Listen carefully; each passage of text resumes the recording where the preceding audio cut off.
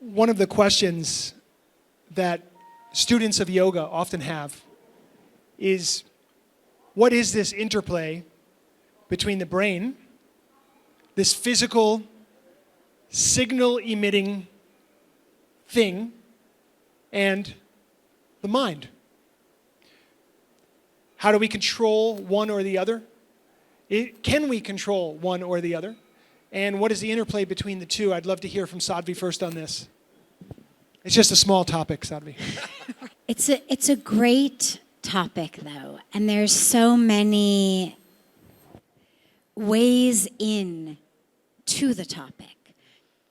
Because ultimately, the question that you've asked is, how do I create my life? I mean, Bruce is talking about creating our life.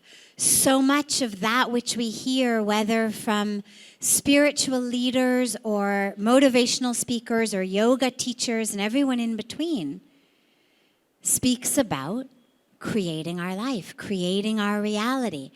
And yet, what are the tools we have to create? I mean, if I'm going to build a physical structure, we have bricks, we have cement, we have wood, we have whatever we need. Well, if I'm going to build joy, peace, love, what are the building blocks? Now, of course, the first piece of it is that's the truth of who we are. So the good news is you don't actually have to build from the ground up. We just have to remove that which is blocking us from living as that. But again, what are the tools for that?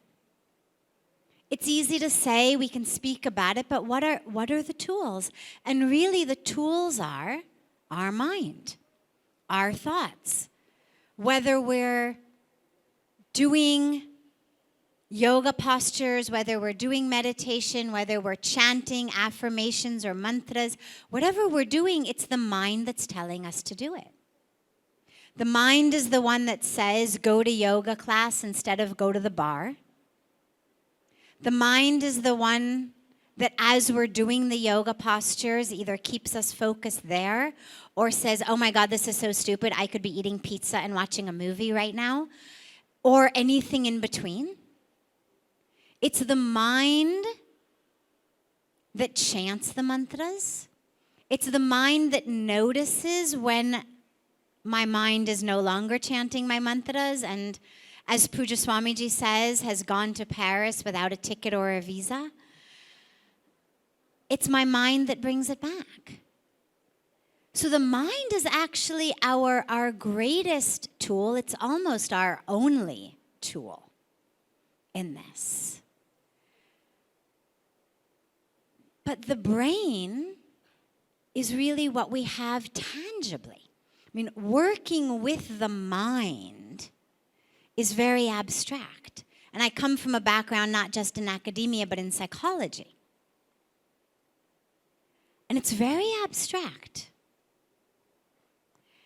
The brain, and this for me is what I love about it, is the brain, I think, is the medium through which we experience consciousness and the mind.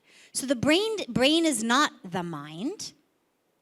We know, for example, as Bruce spoke so beautifully, one TV set is broken, we get a new TV set.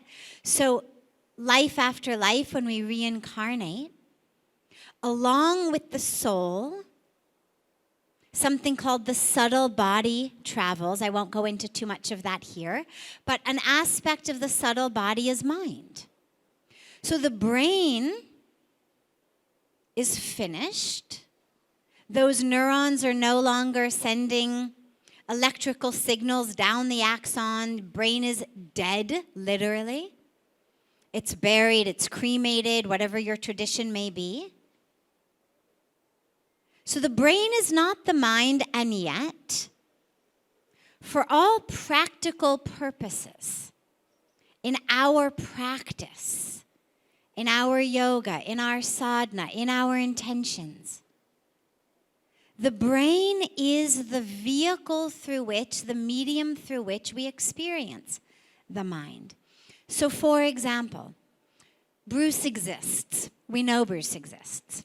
But how do I know Bruce exists? Well, I have 5 ways of knowing he exists. I have my eyes, I have my ears, I have my touch, I have my smell, I have my taste.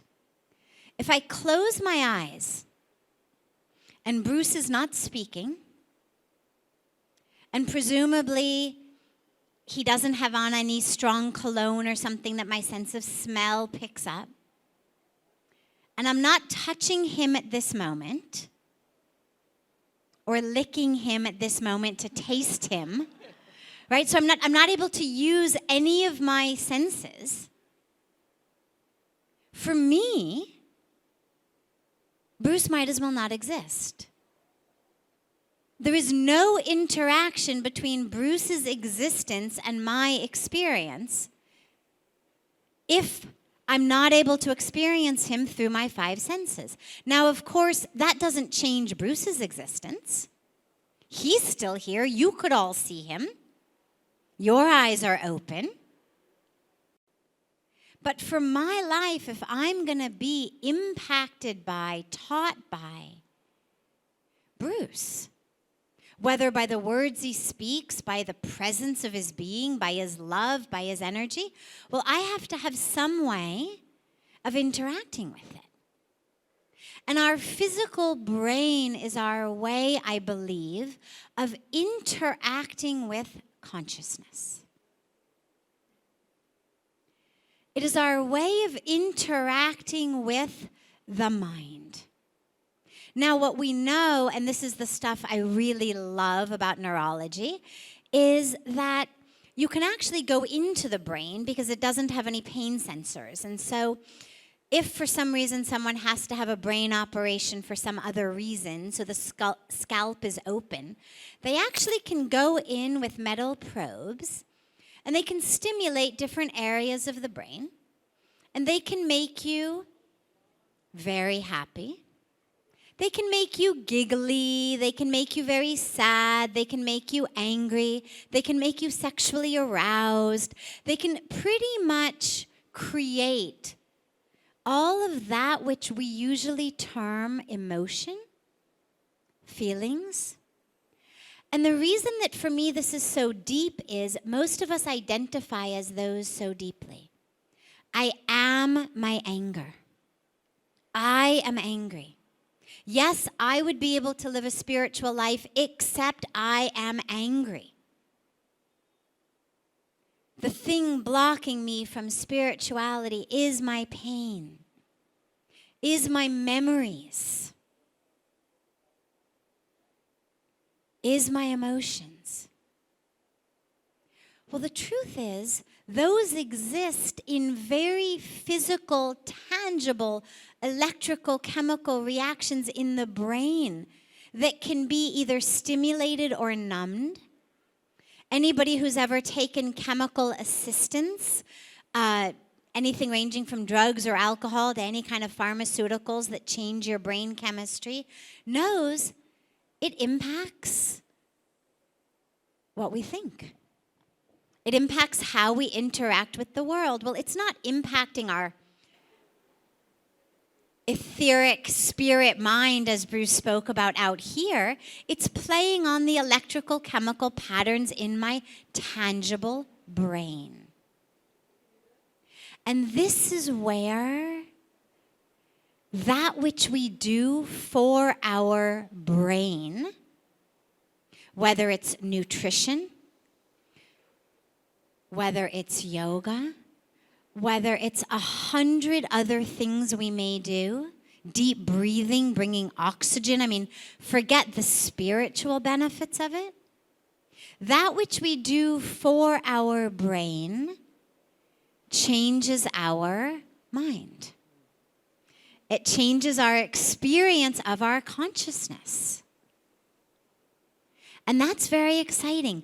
The other last piece for me that's exciting is because we know it can be stimulated, it loses a little bit of its power over us. If you know that someone can stick a metal probe in your brain and make you angry, it's hard to really identify as that anger. If you know that a pill or a liquid changes that anger for you, well, it's hard to identify as I am that anger. Now, obviously, the goal is to work with it non-chemically. But if you've ever used the chemicals and had that experience, you at least know it's not me. Because look, there I was, but I thought differently. I felt differently. And what it reminds us is I'm not my emotions. I'm not my thoughts.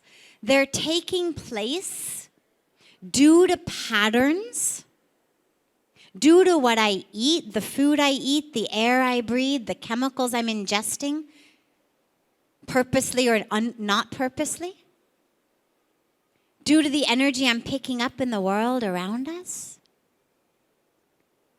And so that gives us a lot of freedom.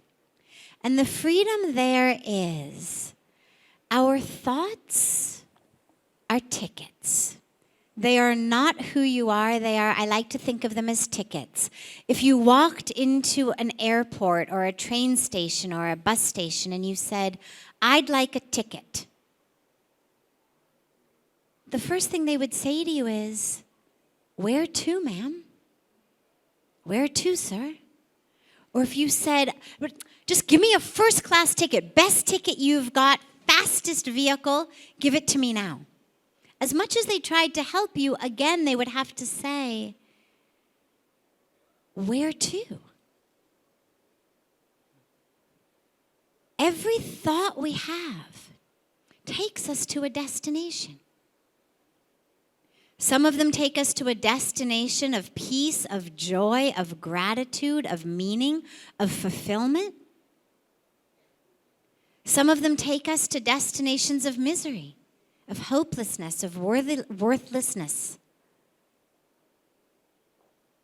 But we jump on them because they're the train that's passing by without ever wondering where they're going. I mean, if I said to Bruce, guess what? I've got you booked on this wonderful bus this afternoon. Come, come, come. Well, hopefully he would say to me, and where are we going? Bus sounds great, train sounds great, and where are you taking me? And unless I could tell him that I was taking him someplace he wanted to go, no matter how comfortable or great or decorated or fancy the compartment might be, he wouldn't jump on. And so when we have thoughts, when you have stuff of the mind, fluctuations of the mind, before we jump on them, when we recognize this is just a chemical and electrical pattern, before you jump on it, ask yourself, is this the destination I want to go? And if not, get yourself a different ticket. Because that's the power we have to create that world. And I want to say that everything that Sadhviji said, I don't want to repeat it because I would say exactly the same thing she said. So I'm going to just make an addition to the thinking part. Mind, brain, body. Before I even go to that level, let me just tell you, because I work with cells my whole life. The most primitive organism on the planets are bacteria and cells like amoeba. Everyone knows amoeba. I go, an amoeba has all of the functions that you have. An amoeba has a respiration, digestion, nervous system, reproduction system. An amoeba even has an immune system. So single cells are like miniature people. And in the world of an amoeba, the amoeba has to live in the world. It has to read what's going on. Is this a good place to go? Is there food here, or is there something scary? So the amoeba doesn't bounce. It moves in the direction to give life. So it has to read the environment and adjust the biology. Now, everyone thinks, well, cells, how can a cell be so smart? You know, they're so small. Everything less than human is less smart. And I go, stop. Cells created us. We were made by the intelligence of cells. And so when you look at your body and you say, oh, I am Bruce one thing, and I go, that is an illusion.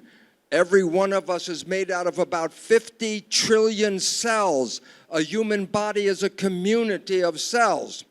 And I said, well, when they live in a community, where should the community go? Well, here's the issue. Let's talk about a liver cell in your body right now. If the cells are going to adjust to the environment, what environment does your liver cell see? Does it see where we're sitting right here? No, it's inside. How does it know what's going on? The community of cells create the nervous system. The nervous system is to read the big environment and then send the signals to the cells to tell them what to do. So the reality is your cells do not see the real environment we're living in. They see your interpretation, your thought about that environment. Is this a safe environment? Then 50 trillion cells say, good, I'm very happy, I'm in a very safe environment. But if you have a picture of fear, then you're sending a signal to the cells to get ready for protection and get ready for fight or flight. So the function of the mind, brain, body in the other level than what Sadhviji has just said is, how do I coordinate the community of my cells? Should my cells be healthy? Should they be afraid? Should they be in love? Why? Because their expression is our expression. So if I send them messages of fear and concern, then they are like inside getting very nervous about what to do.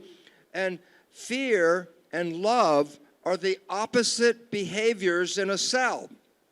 Love, open, take in the love and bring it in and grow. Love is a nutrient. Fear, shut down, close off, get in protection.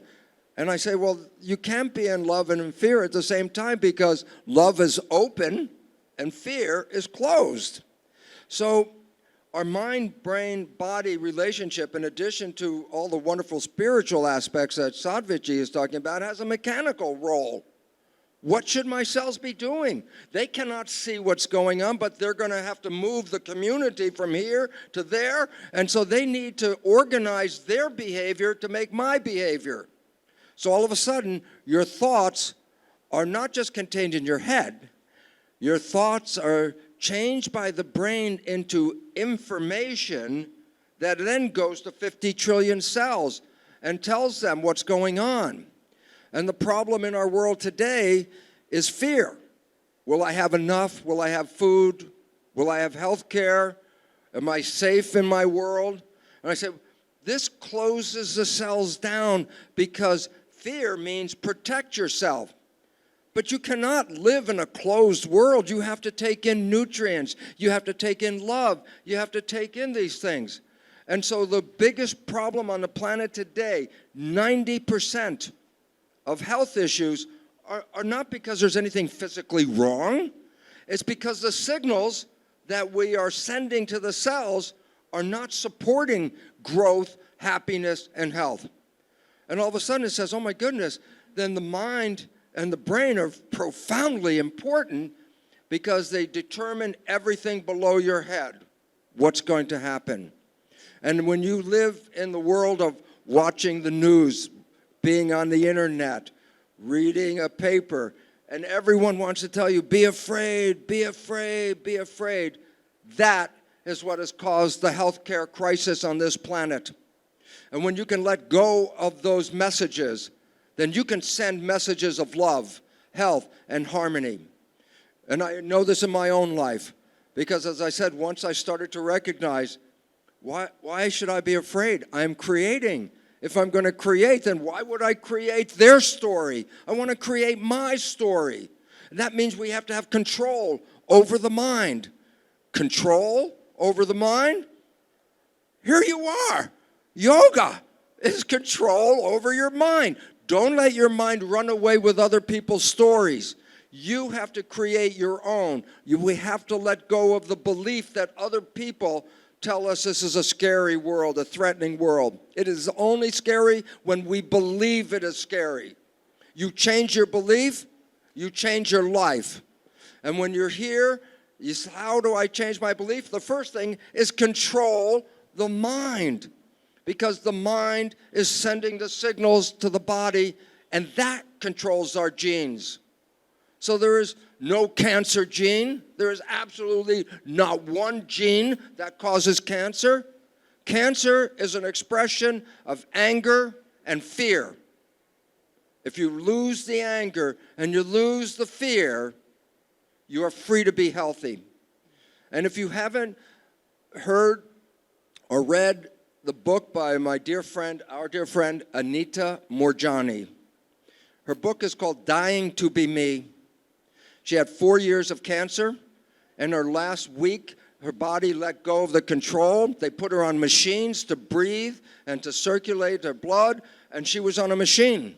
And on the end of that week, she was so thin, the cancer lumps were sticking out of her body. And she went into a coma, unconscious.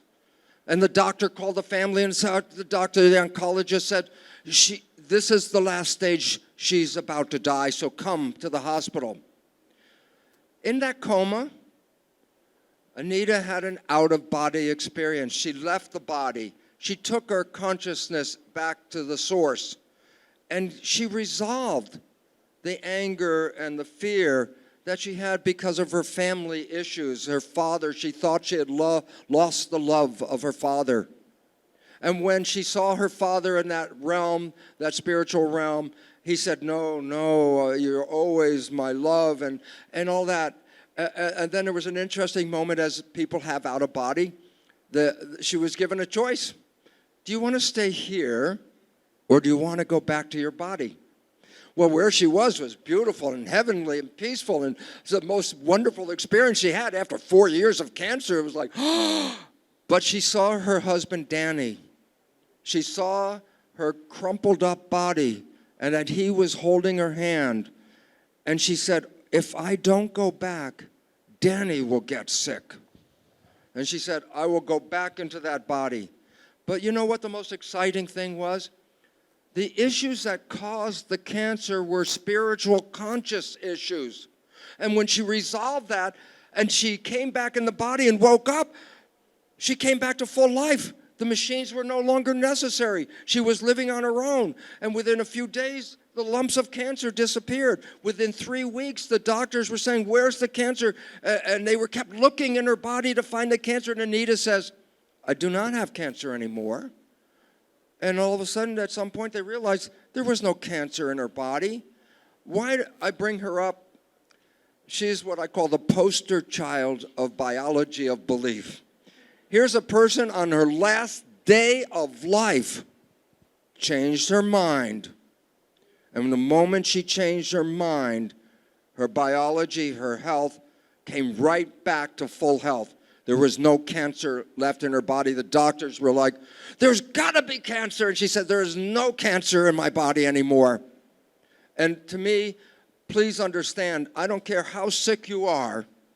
If you can go to the last day and be on a machine and have no life left in you and then change your mind, you can come back in full health in that one experience. So your mind is controlling this biology. And when you take back your mind, your love, let go of the fear, you are the master of this wonderful machine, the human body. Understanding the machine, understanding. Again, I leave to the same conclusion. Understanding the machine and understanding how to control the machine, one word, yoga.